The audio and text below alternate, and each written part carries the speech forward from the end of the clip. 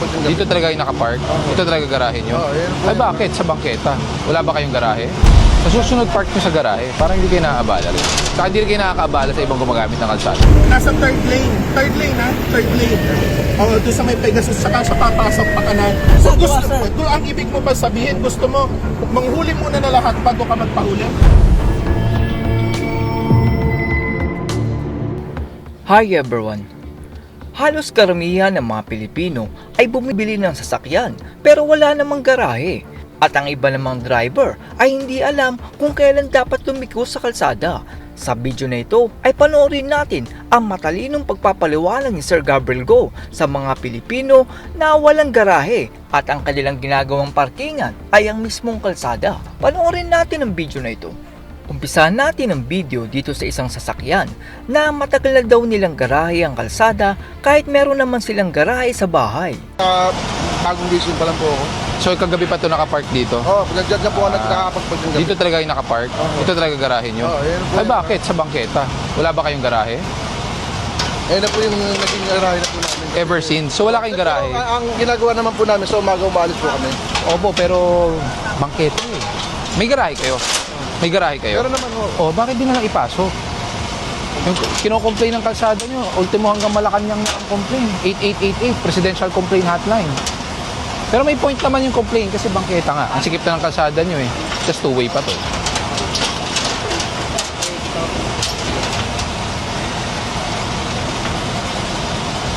Sa susunod park nyo sa garahe, parang hindi kayo nakakabala rin. Saka hindi rin kayo nakakabala sa ibang gumagamit ng kalsada. Para tinigitan nyo na lang para mapalis na lang. 5 minuto lang po ang binibigay namin. So if you want, you can check on the video. Pag lumagpas ng 5 minuto, tow po talaga yan. Wala po nakapagsabi sa amin, hindi naman po namin alam. Pero may lisensya po kayo, alam nyo dapat na ang sidewalk hindi po pinaparkingan. Pwede nyo naman i-verify sa video eh.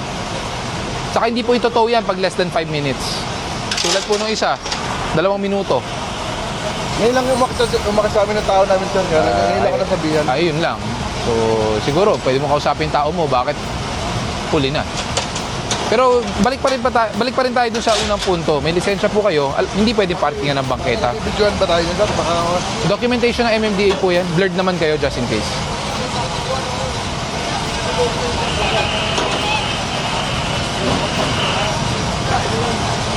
Ang akin po dito ay ang kalsada ay daanan ng lahat at hindi garahe ng inyong mga kotse.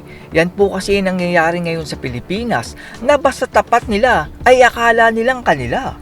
Ang kalsada po ay isang right of way na dapat madaanan ng lahat at hindi garahe ng inyong mga sasakyan. Isipin nyo na lang na kung walang nanguhuli at lahat ng bahay ay may kotse sa harap ng kanilang bahay, paano na tayo dadaan? Siguro dapat ay may batas tayo na hindi pwedeng makabili ng sasakyan ng isang tao kung walang garahe ang kanilang bahay. Tingnan naman natin itong electric taxi na ito kung saan ay lumiko siya pa kanan tapos wala siya sa kanang lane kundi nasa third lane sa kaliwa. Ikaw, so wala kang violation? Ikaw wala kang violation? Ito tayo sa point na may violation ako. Hindi. Sabihin mo muna, may violation ka o wala? May violation yan na, sir. Ayaw mo magpahuli. Dahil... Kasi sir, nakasakyan ka lang din naman, sir. Kasabayan kita sa daan. Tinawag kita sa patrol. Sir, Yung patrol na nasa unahan mo, bumaba siya sa... unahan ko? Unahan ko, wala, sir. Wala ako nasa unahan, sir. Kung pwede lang, sabi niyo yung ano natin, sir. Ang mali dito sa driver na ito ay meron daw nasa unahan niya na kumanan galing sa third lane sa kaliwa at ginaya niya lang ito. Parang hindi natin CCTV dito, sir. May din yung pangyayari, sir. Meron din ang harap ko na kumanan din. Pero ako lang po yung pinaran niyo. Ako lang yung pinaran niyo. Alam mo, ako ganyan ang pagkiran mo parang. Sir, pag alam mo kayo, sir. Alam mo, ang lisensya, hindi nyo privilegyo yan. Hindi nyo karapatan yan. Privilegyo yan, pwede tanggalin anytime. Alam ko naman yun, sir. Pero nasa tama naman katwiran ko, Wala. sir. Nasa third lane ka, nag-less ka pumasok ka. Sige, sir. Inamin naman nitong driver na reckless ang kanyang pagmamaneho at ang dahilan niya ay reckless din naman daw ang ibang driver. Baloktot na dahilan yan, boy. Ito na, sir. Request nga ako, sir. Pero lahat kasi ganun ginagawa, sir. Ang ibig mo ba sabihin, gusto mo manghuli muna na lahat bago ka magpahuli? Oo, hindi. Sir, ba't ako lang kasi nakita niyo, sir? Yung nasa harap ko, hindi niyo nakita.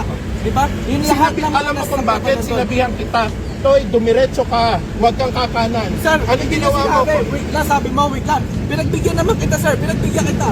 Pinakanan kita, sir. Pinakanan kita. Ayaw namang ibigay nitong driver ang lisensya at nakikipagmatigasan kahit inamin na niya na reckless ang kanyang pagmamaneho. Amin na lang yung lisensya mo. Sir, pinicture mo na nga, sir. So, hindi mo ibibigay yung lisensya mo. Hindi ka cooperative. Sir, cooperative ako. Sir, pero ba't ako dito, sir? Di ba? Reckless nga eh. Sir, reckless. Bakit ba lahat kayo? Nasa kapungkulan kayo, pwede kayo manigit talaga. Bawal nga yun kahit hindi na Bakit, nakat. sir? So, ang ibig mo bang sabihin, hindi ka pwedeng anuhin? Ganun ba ibig mo sabihin? Parang ibang Alvin, sa inyo, bigay na. Alvin, Dito ay maririnig natin ang dahilan kung bakit mali ang driver na ito dahil nasa kaliwa siya sa third lane tapos bigla na lang siyang liliko sa kanan. ganun ka. Nasa Quezon Avenue siya, okay? Ang Quezon Avenue kakanan ng Chuatoco. Nasa third lane ha? Third lane. Doon sa may Pegasus, saka siya papasok pa kanan. Sinabi ko sa kanya, Toy, huwag kang pumasok, idiretso mo. Pinagtawanan lang. Tinawag, niradyo ko, huwag ka mo na makipagtalo kasi ayaw mo na may bigay lisensya mo. Tinawag ko sa patrol, parahin ninyo. Hindi niya bumaba ang ano natin, imbis na Sa halip na huminto ay humarurot itong i-taxi at tinakbuhan ng mga taga-LTO. huminto siya, tinakbuhan pa. Hinabol ko, dito ko inabot. Hindi ako tumakbo, Pas sir. ayaw bigay yung ano. Sir, Ikaw na lang. magandang araw Magandang po. hapon din po, sir. Pwede po ba makita dito sa namin sa kawati lang? Kasi yung third day is direct mo. Sir, kasi nga, sir, marami muna ako nandito. marami kami sa sakyan doon, sir, sa bahay, sir. Kaya muna sa kawati lang. Marami kami sa sakyan doon, sir. Tapos ako lang po yung nakumat sa kanya. Kasi lahat, sir, kumakanan sa third lane eh. Kasi pag nga po bus, lahat ng sasakyan dyan, sir, kumakanan. At yan po ang matalinong pagpapaliwanag ni Sir Gabriel Go at Marcos Lacanilaw sa ating mga kababayan upang malaman nila ang batas sa kalsada. Dito po sa driver ng e-taxi ay mali po na nandun kayo sa third lane sa kaliwa tapos liliko kayo ng dire-diretso sa kanan.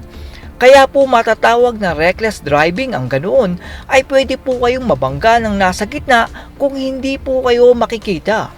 Ano po ba ang dapat ginawa ng e-taxi driver? Dapat kung liliko po kayo sa kanan ay malayo pa lang ay pumwesto na kayo sa kanan na linya.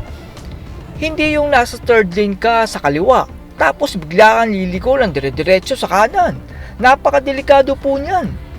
Ngayon, kung may nakita kayong gumagawa ng ganoon ay huwag nyo pong gagayahin at hindi po dahilan na porket reckless driver ang iba ay gagayahin nyo na rin.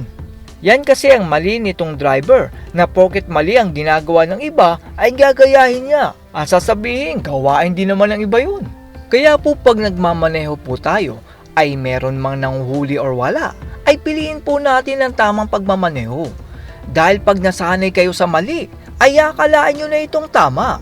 At pag nahuli kayo, ay may ganap pa kayong makipagtalo. That's all everyone. Salamat sa inyong panonood. This is Chuck and you're watching Biker Drone.